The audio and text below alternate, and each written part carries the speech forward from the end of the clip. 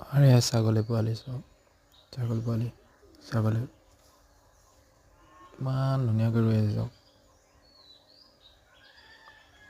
আৰু মই video' upload কৰি আছোঁ ছাগলী গঁৰাল আৰু কুকুৰা গঁৰাল আপডেট কৰি আছোঁ অকণ ডাঙৰকৈ বনাই আছোঁ। এইজনী মাক চাওক।